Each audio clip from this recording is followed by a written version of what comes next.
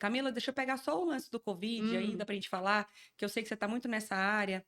E a gente já passou da pandemia já há 4 anos, né? Quase 4 anos e meio, né? É. Como que você tem percebido os sintomas do long Covid hoje nos dia a dia dos nossos pacientes? Ainda existe? Como que você tem visto atualmente, na sua percepção, que trabalhou o tempo todo com isso, né? Uhum, sim, Estava muito mergulhada nesse ambiente, né? sim, E sim. como que você percebe agora atendendo seus pacientes? Como que você vê esses sintomas? Jerusa, olha, existe, É fato, né? é fato. Ainda existem muitos pacientes com consequências do Covid que tiveram ou que têm a Covid longa, que se resolveu ou não. Então, assim, tem muita gente. E continua tendo pacientes até hoje de o Covid mesmo. Ele ainda Aham. continua firme e Circulando forte, por aí, sim, né, Camila? continua circulando. E os sintomas que você tem percebido, assim, que você tem tido mais no seu dia a dia, o que Sim, que você tem tido de sintomas com esses pacientes? cansaço, muito Uhum. cansaço, profissionais assim que não estão conseguindo render bem nas suas atividades do dia a dia, muita fadiga, Falta de ar, falta Camila. de ar, sim, de pacientes às vezes que não conseguem subir um lance de escada sem ficar muito ofegante, que se precisar correr para, sei lá, para fugir de alguma Não coisa, para acudir consegue. alguém, não consegue, tem que parar se recuperar. Então, assim, isso é clássico, assim. E consequências pulmonares diretas, assim, tem muito também. E fraqueza muscular, Fraqueza muscular. tanto Cami, respiratória quanto periférica, olha muito. isso. E você ainda tem visto, Camila, por exemplo, eu lembro que na época da Covid a gente falava sobre aquele raio-x atomo, né, do vidro fosco. Sim, Ainda tem isso? menos, assim. Os que chegam a ser hospitalizados, sim. Agora, Uhum, no âmbito mais ambulatorial e tudo, tem, de grandes uhum. repercussões ainda, mas um pouco menos, um E, pouco e, menos. Camila, dentro da sua atuação profissional, como fisioterapeuta, como que você tem conseguido beneficiar esses pacientes? Quais recursos que você tem tido? O que que você tem aplicado atualmente? Tá.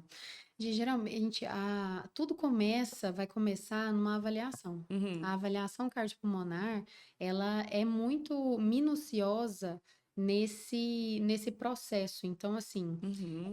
a gente vai avaliar como é que o paciente está naquele momento, como é que está a relação do sistema respiratório dele, do sistema cardiovascular dele e do sistema muscular dele. Uhum. Então, Esses três estão os três interligados. totalmente interligados. São, a gente fala dentro da fisiologia, tudo que são as engrenagens, as principais Uhum. engrenagens, né?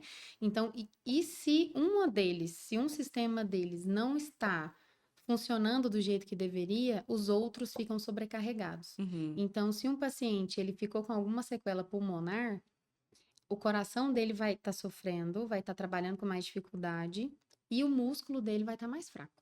Uhum. Então, e aí assim, se ele ficou com algum problema cardíaco, porque também acontece, tem tido muito assim, É, infartos, derrames, casos de trombose, de tromboses, né, Camila? embolia, pulmonar. Então, assim, muito que ainda não totalmente confirmado, mas a literatura tem assim, né? Tem Buscado feito, evidências. buscado evidências se realmente porque aumentam muito os casos, Uhum. né? Assim,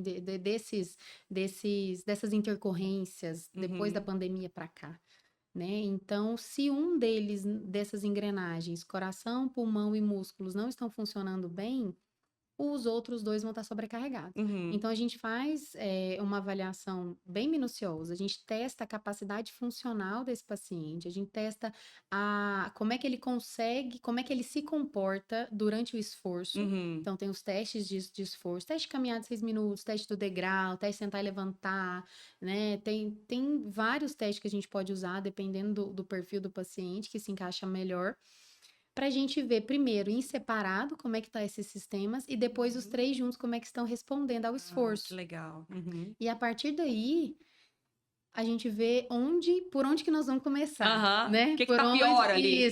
Por onde que a gente vai começar. Mas a grande maioria tem uma fraqueza muscular Respiratória. respiratória muito grande, com um pulmão que tem sequelas de atelectasia, que está fechadinho Fechado. lá o pulmão, que às vezes a gente consegue reverter grande parte, em outros casos, nem sempre, principalmente se o paciente não fez reabilitação quando ele teve o Hum. Covid lá atrás.